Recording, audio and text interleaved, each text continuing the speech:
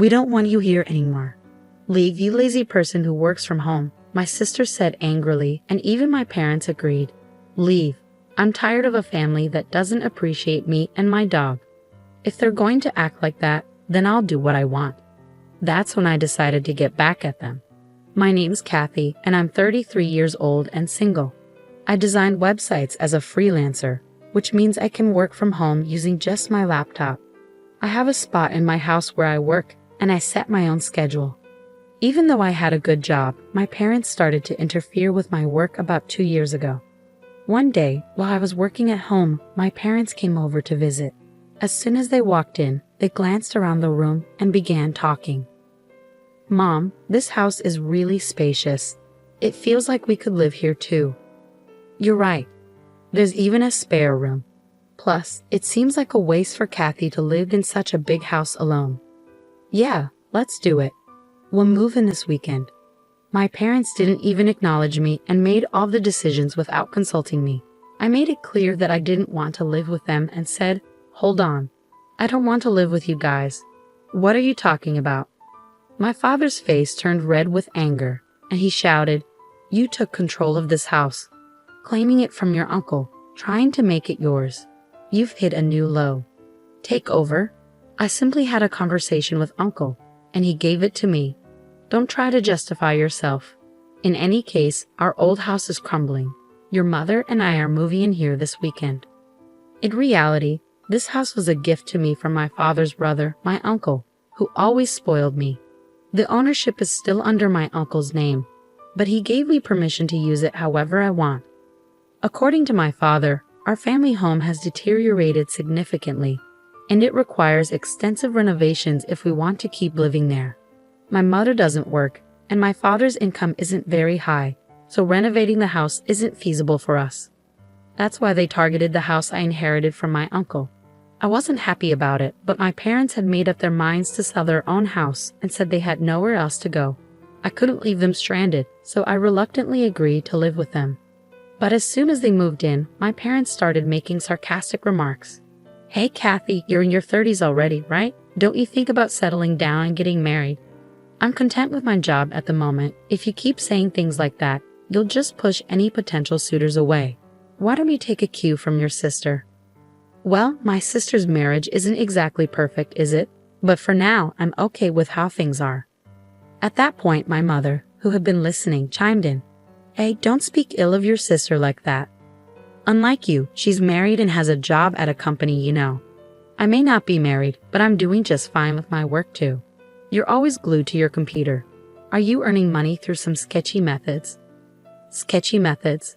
I earn my living through honest work. There's no need to be concerned. How dare you talk back to your mother? You're nothing like your sister. That's how it went. My parents kept comparing me to my sister. Yes, she has a job at a company, but she's only a temporary worker in an office position. I don't mean to belittle temp jobs, but I certainly make more money than she does. I understand that my parents' generation may not fully understand the idea of working from home, but it was still painful to constantly feel underestimated.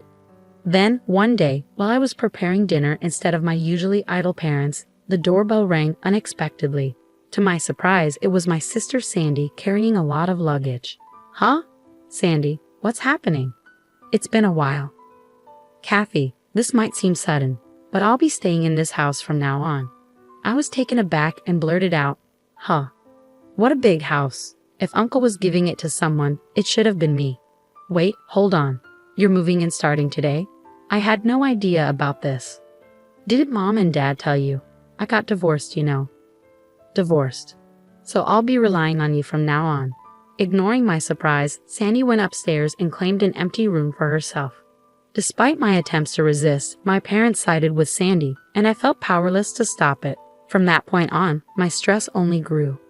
After her divorce, Sandy had quit her job and spent her days gossiping about me with our mother. "Hey Mom, you think this dress is cute?"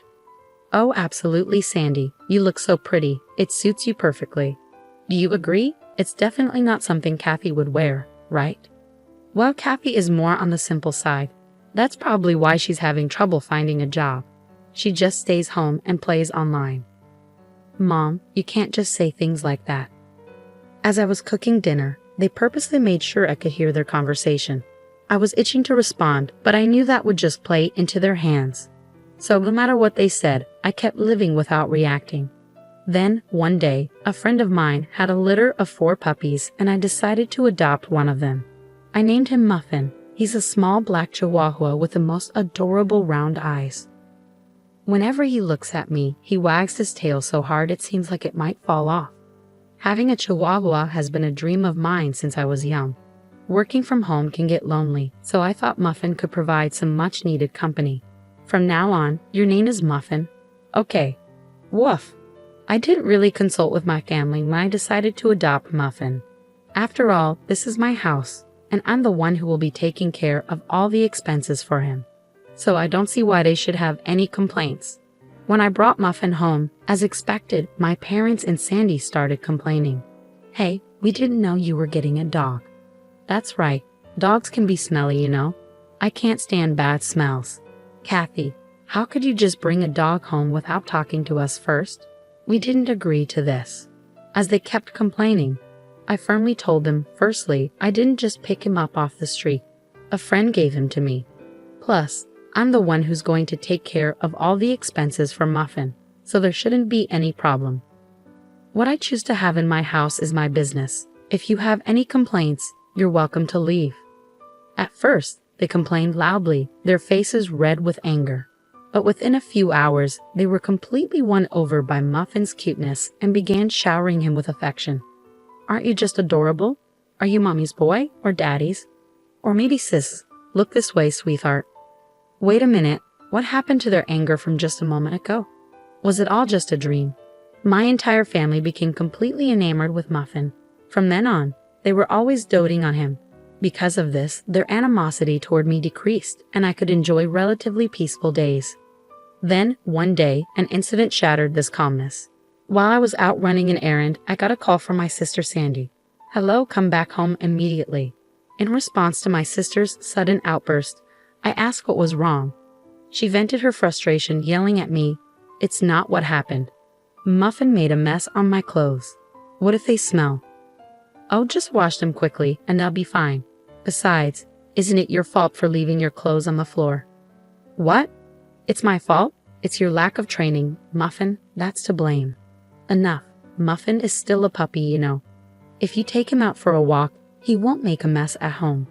You said you were excited to walk Muffin today. Did you actually take him? Well, I was planning to take him later, and it's all because you didn't train him properly. Then you should compensate me for the clothes. As expected, when I arrived home, my sister was furious. Both my parents had been alerted, and they stood beside Sandy, glaring at me. Sandy tossed the dirty clothes at me and started yelling again. I'm going to make you pay for the cleaning, got it? Why should I? It's your fault for not taking him for a walk and leaving your clothes on the floor. Shut up. Stop arguing back. This only happened because you brought this stupid dog home. What are you going to do about it? Calling him a stupid dog? You were fond of him before. Isn't it harsh to label him that just because he had a small accident? It's your fault for not training him properly. Take responsibility. Why can't my family think beyond their own convenience? While I was appalled by my selfish sister, my parents interjected. Hey Kathy, shouldn't you at least apologize to Sandy first? That's correct. All of this chaos is because of that Muffin you brought home. Can both of you just stop already? Puppies are like babies. Can't you forgive them for making mistakes once in a while? Pathetic. This mess is all because of this dumb dog. Kathy, you made the right choice by not getting married. If you were a mother, I doubt you'd raise a decent child. What? How could you say that?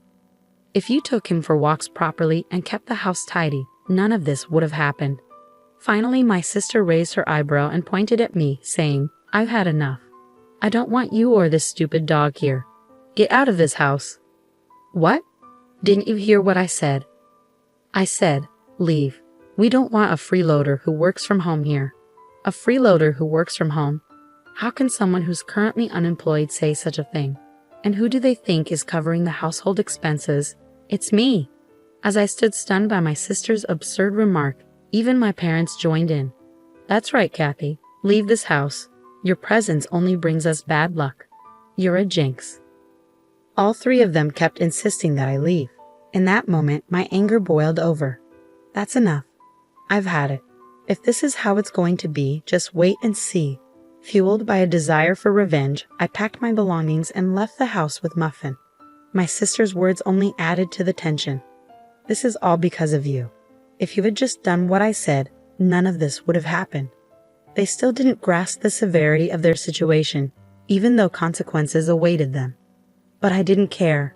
Let them deal with it on their own. Hiding my smirk, I left the house with Muffin. As expected, a few days later, my sister called in a panic. Kathy, please help. Something's wrong with the house. What's going on with the house all of a sudden? We were given until the end of this month to leave. So what's the issue? What do you mean? What's the issue? Why are we being told to leave? Well, I've made the decision to sell the house. What? At my words, Sandy seemed to freeze, her voice trembling. She barely managed to speak. What? What does that mean? You've decided to sell it. You don't have the authority. Well, actually, I do. You see, that house became mine a month ago. What? Yes, I officially inherited the house from my uncle. And yes, the title is in my name. It's no wonder Sandy was shocked. I hadn't mentioned this to anyone. You're joking, right? Even if Uncle transferred the title to you, you can't just sell it like that. I was concerned too, but right after you told me to leave, I spoke with Uncle. He confirmed that the house is now yours, Kathy. He said, do whatever you want. You should get away from that awful family as soon as you can. What? That can't be. Whether they had been listening to my conversation with Sandy on speakerphone or not, my parents began to protest. Kathy, stop this nonsense. We have nowhere else to go if we leave this house. That's correct. It's unthinkable to treat your own family like this. If you're a good daughter, show some respect to your parents. Respect? I questioned them quietly. What are you talking about? You've always favored Sandy over me.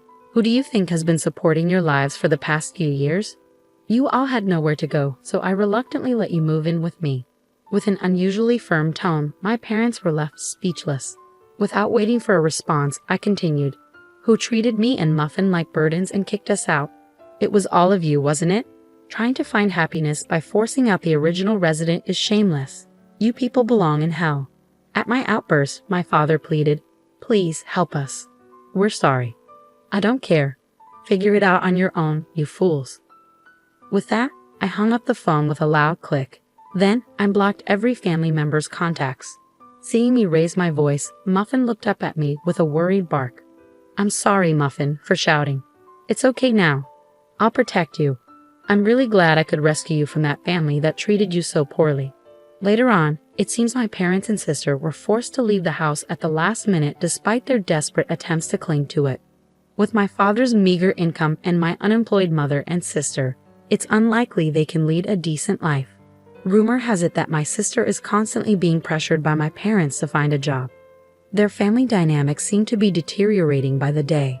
Although I have no interest in how they're doing, it's clear that their living situation has worsened since I left. It's a classic case of getting what they deserve. They brought it upon themselves. Meanwhile, I'm enjoying my days filled with joy with my beloved dog in a new pet-friendly apartment. I can work whenever I please, and there's no one to complain about it anymore. I can use my earnings solely for myself and my dog. I'm incredibly content with my life now. Muffin, let's head to the dog park today. Woof. Muffin seems more lively.